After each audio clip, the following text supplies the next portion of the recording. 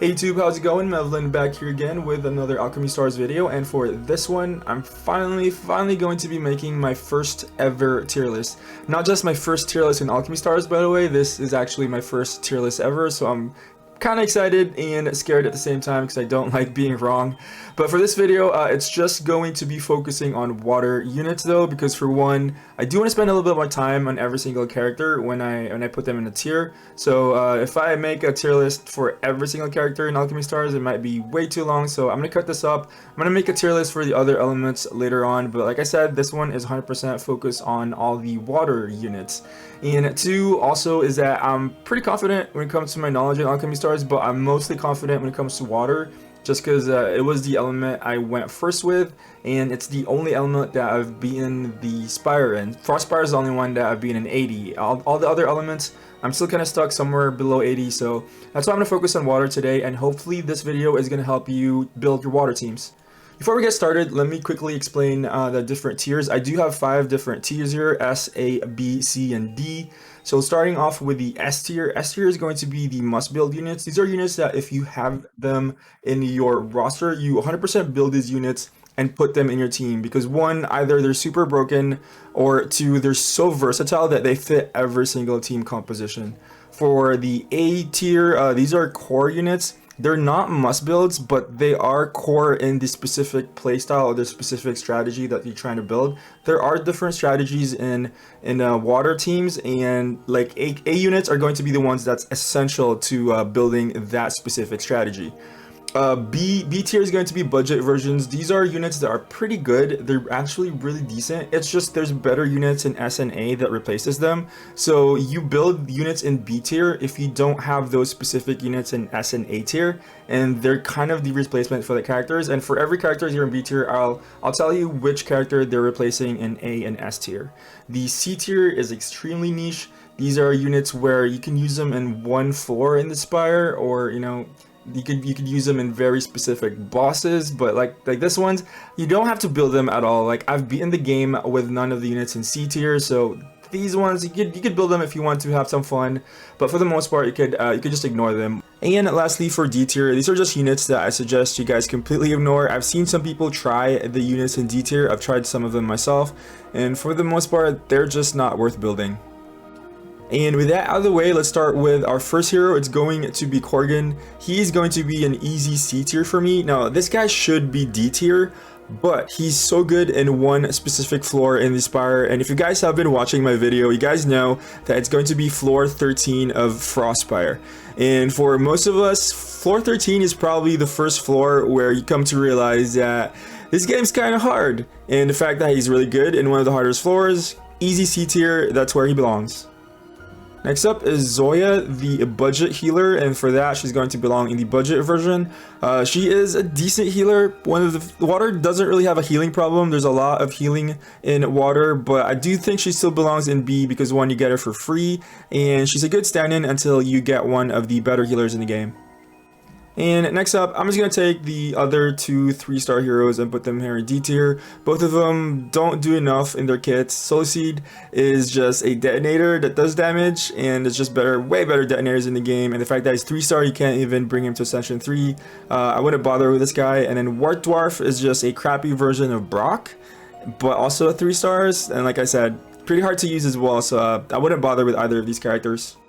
Alright, next up we got Miss Blank, our first A unit in the tier list. She's just really good for one specific reason, and that's the ability to change yellow tiles.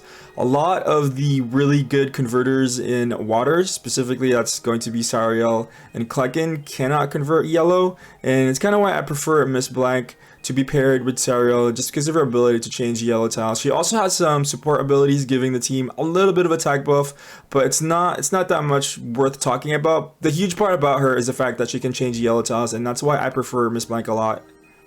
Now, Phyllishai is going to be your $1 hero in the game, and she is definitely A tier. Healing, teleport, and a shield. Once you get her, she instantly replaces Zoya in your team as your main healer. She just heals a lot more than Zoya, and especially once you get the first copy of Phyllishai, as in the first duplicate, you're able to bring her to Breakthrough 2, I believe. She pairs really well with Miss Blank and the other converters in the game.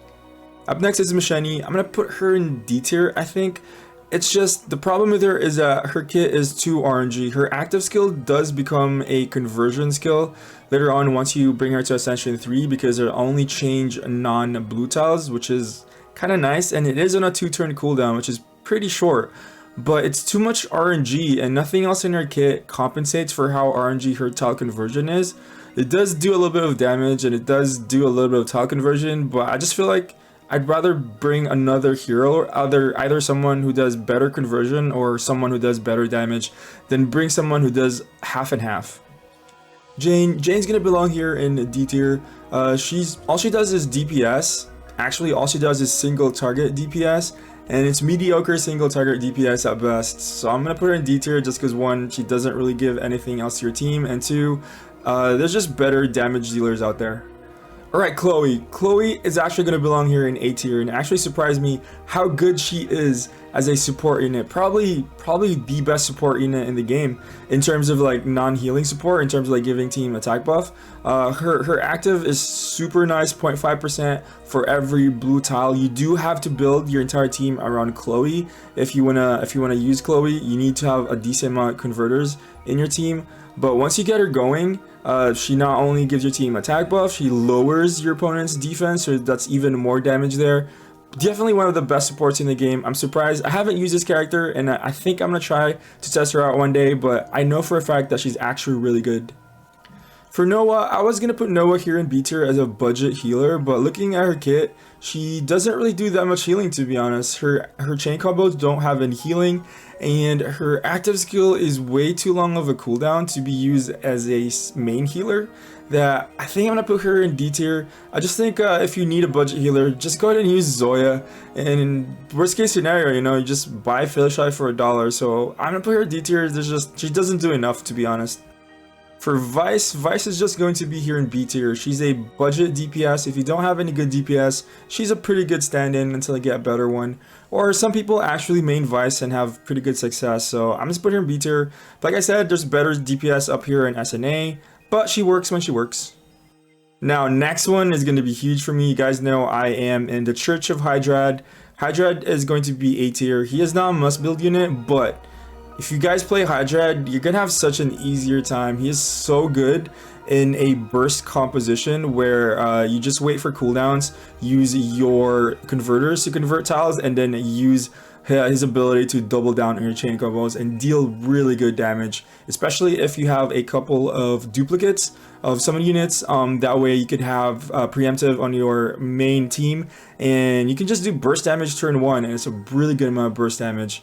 I've got a couple of videos for Hydra if you guys want to check that out, but he's my favorite hero, but I do know that he just belongs here in A tier. Barton is going to be another A tier unit.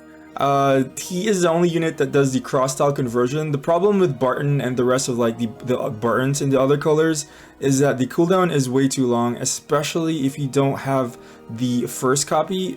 It's a 5-turn cooldown, essentially 6 turns because of how cooldowns work in this game. So you could only use it like at most twice in a fight, and it's kind of why I don't like him. I prefer the short cooldown converters like Zarya and Klucken, but I do know he's a really good hero when you have those huge turns when he has his active up.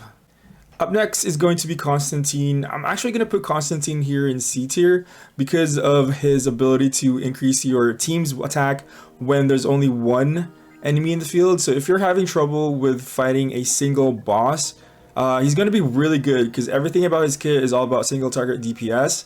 But I've been in the game without Constantine, even in the fights where it's a really hard single target fight. So he's not super useful, but if you do have trouble with some of those single target fights, I suggest maybe trying him out, see if it works. Now Klucken, I've been talking about Klucken with the other heroes. He belongs here in A tier, a really good tile converter. All the Kluckens, the other Kluckens in other colors are also going to be here in A tier just because they're always going to be really good. Tile conversion in this game is super good, and you could never have enough tile converters. Now for Corex, I'm going to put Corex actually here in B tier. He's not super core. His teleport is really good though, but there's going to be a couple of teleporters in A and S tier, and he's also a really good DPS, but he's a budget version of Sharona, which I'm going to talk a little bit later. If you don't have Sharona, you can use Corex, but he's not super mandatory, but he is a pretty good hero in general. So for Kuma and Peggy, I'm going to put them here in C tier. I don't know too much about Kuma and Peggy, but I've seen some people beat floor 80 with Kuma and Peggy, so I don't think he deserves to be there in D tier. The reason why he works is that he pairs really well with our girl Chloe here, because he does have a little bit of talk conversion with pretty good damage. But like I said, I don't know too much about Kuma and Peggy, so I'm just gonna put them in a C tier just to be safe. Finally, we're on to the first S unit on the tier list, and that is going to be Carlene. Carlene is such a good unit, man, because she's a jack of all trades. She does a little bit of everything. She does pretty decent damage. It's not the best damage in the game, but it's pretty good, especially if you max her equipment. She has a teleport on her skill, and she also has pretty good tile conversion. If you have Carlene on your account, you're going to be using Carlene, period. The reason why a lot of people were suggesting building a water team early on at the beginning of the game when the game came out was because Carlene was on banner, and if you wanted to build a water team, you just grab Carlene and you're going to make your water team really strong. Like I said, if you have Carlene, go build her, put her in your team. It doesn't matter what your team composition is going to do, you're going to want Carlene on your team. And we got another S tier unit in Sharona. Sharona is the best DPS unit for water. She has the third highest attack in the entire game, and that is including all the legendary characters. The only units that have higher attack than Sharona is going to be Mythos and Migard. So she has the highest attack in water, meaning that if you have Sharona, you're going to be using Sharona because she's going to be your best damage dealer. Now also note that she has some utility in her kit. She's not only a DPS monster, she has a teleport on her active skill. You could use this teleport every 3 turns, which is a pretty short cooldown considering you could use it anywhere in the map. If you've played Green and you've played Migard, she's basically the water version for Migard. So if you have her, go ahead and build her and put her in your team. Alright, this one's a bit of a sad for me because I did invest in my Conley and I did try her out completely, try to make her work, but to be honest, I just think she belongs here in B tier. She's a pretty decent DPS, but the fact that that's all she does have a fear on her active skill, but a lot of the bosses are immune to fear. Like I said, pretty good DPS, but if that's all she does, it's kind of mediocre considering someone like Sharona is able to do more DPS than her while giving you that teleport every 3 turns. So I'm gonna put her in B tier. Pretty good AoE, pretty good farmer, but in terms of like high-end content, especially in higher levels of Spire, I just don't think she's good enough. This next one is going to be a bit of a hard one. I know a lot of people love putting their Raphaels on S on their tier list, but I honestly think she only belongs here in A. Now hear me out, I do think she's such a good hero, especially if you get her first copy, that way you make her skill preemptive. I just don't really think she's a must build though. I've dedicated this S tier for heroes that if you have this hero, build a hero, put them in your team. And I have Raphael and I've never used Raphael, not even once, so that's kind of why I want to put her in A tier, because I don't think she is a must build. But like I said, she's a super good hero. I've seen a lot of people do really well with her. She pairs really well with Chloe, that way you get more blue tiles for more attack buff from Chloe. But our biggest drawback is the fact that she's a bit too RNG, and also that her cooldowns are also a bit too long, in my opinion. Up next, we got Zarya. This one's really obvious. We're going to be putting Zarya on S tier. If you have Zarya, build Zarya, put Zarya in your team, and you're going to have a good time. Similar to how like Klucken and the rest of the Kluckens of the other color are going to be A tier, Zarya and the rest of the Zaryas of the other colors are also going to be here in S tier. These kinds of tile conversion where it's in preemptive on a 2-turn cooldown, meaning you could use it every 3 turns, is just absolutely nasty. I prefer these kinds of tile conversion when compared to like someone like Barton, who does convert a lot more tiles, but it's a bit of a long cooldown. I personally prefer the shorter cooldown one. That way I could do a little bit less during the turn, but I could do it more often. So I don't really think anyone's going to be convincing me that Zarya belongs anywhere aside from S tier. And lastly, we have the legendary hero. Gotta put him in S tier. Not much is known about him. We do know what his kit does, and we do have like info on his stats, but since nobody has this character right now, yeah, I'm just gonna put him in S tier because it's kind of obvious that he's pretty strong, and being a legendary hero means that he's gotta be super OP, right? And that is going to be it for my first ever tier list. Now, like I said, it's my first ever tier list. I'm kind of scared that some people are going to disagree with me, but I'm pretty sure some people are going to be wanting to move 1 or 2 characters up and down in a tier list. But you guys gotta remember that these tier lists are based on my personal opinion.